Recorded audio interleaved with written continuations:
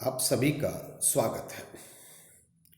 आज का हमारा विषय है transformation equations when one frame is rotating with respect to other. अर्थात जब एक फ्रेम दूसरे के सापेक्ष घूर्णन कर रहा हो तब रूपांतरण समीकरण। इन रूपांतरण समीकरणों को डिराइव करने के लिए हम चित्र के अनुसार दो निर्देश फ्रेमों पर विचार करते हैं। एक फ्रेम माना S है जिसकी अक्षों को मैंने X, Y और Z से व्यक्त किया है। एक दूसरा फ्रेम S डैश है जिसकी अक्षें X डैश, Y डैश और Z डैश है। सुविधा के लिए हम मानते हैं कि दोनों फ्रेम प्रारंभ में संपाती हैं। दोनों फ्रेमों के मूल बिंदु एक साथ संपाती हैं। माना फ्रेम S डैश S के सापेक्ष जो इन दोनों फ्रेमों की एक उभयनिष्ठ अक्ष है Z और Z डैश के परित ओमेगा कोणीय वेग से घूर्णन कर रहा है। हम ये भी मानते हैं कि ये जो कोणीय वेग है ये नियत है।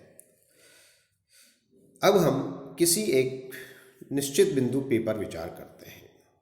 चित्र के अनुसार इस P बिंदु के माना दोनों फ्रेमों में जो निर्देशांक हैं वो S और S डैश में क्रमशः X, Y, Z तथा X डैश, Y डैश व Z डैश हैं, जबकि इनके स्थिति सदिश R व R डैश क्रमशः S फ्रेम और S डैश फ्रेम में है।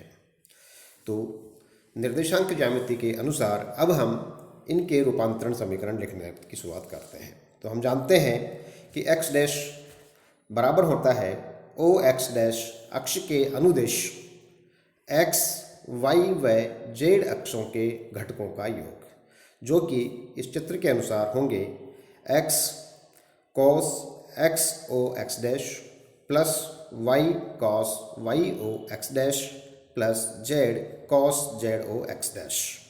अगर हम इस चित्र में इनके मान देखें तो इसका अर्थ होगा X cos omega t plus Y sin omega t।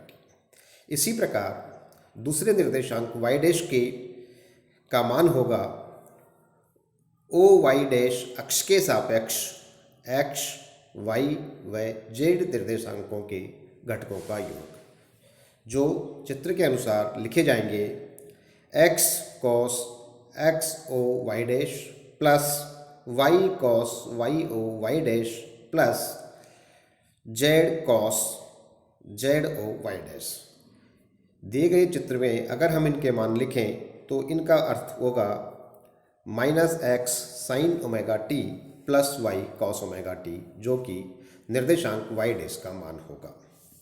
इसी प्रकार तीसरे निर्देशांक Z डैश का मान होगा OZ डैश अक्ष के सापेक्ष X, Y व Z निर्देशांकों के घटकों का योग।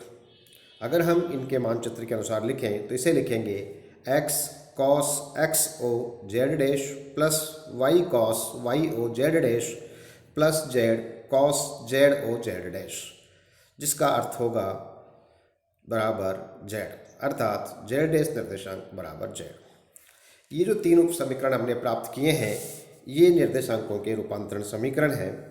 इसी प्रकार यदि हम रूपांतरण समीकरण के व्युत्क्रम लिखना चाहें, अभी मैंने X डैश, Y डैश व Z डैश के मान X, Y, Z के रूप में लिखे हैं। यदि हम X, Y व Z के मान X dash, Y dash, Z dash के रूप में लिखना चाहें तो हमें उपरोक्त के अनुसार ही 1, 2, 3 समीकरण प्राप्त होंगे। यदि हम इन समीकरणों में डैश वाले निर्देशांकों पर से डैश हटा दें, जहाँ डैश नहीं है वहाँ डैश लगा दें और ओमेगा के मान को माइनस ओमेगा से प्रतिस्थापित कर दें। अब हम उपरोक्त समीकरणों के अनुसार किसी कण के वेग के रूपांतरण समीकरण प्राप्त करेंगे। मान लें कि कण जो P है हमारा, उसका वेग निर्देश फ्रेम S में U है जिसके 3 घटक UX, UY व UZ हैं तथा S डैश फ्रेम में इनकन का वेग U डैश है जिसके 3 घटक U dash X, U dash Y व UZ डैश है। सारे गणितीय समीकरण को मौखिक लेक्चर में बोल करके बताना बहुत कठिन कार्य है, इसलिए इनके डिटेल्ड रूपांतरण समीकरण मेरे नोट्स में किए हुए हैं जिनके मान आप यहाँ से देख सकते हैं। इसी प्रकार से हम इनके त्वरण के रूपांतरण समीकरण प्राप्त कर सकते हैं जो कि PDF नोट में डिटेल से किए हुए हैं। इनको देखने के बाद यदि आपको किसी प्रकार की कोई कठिनाई हो तो आप मुझे बात कर सकते हैं। थैंक यू, धन्यवाद।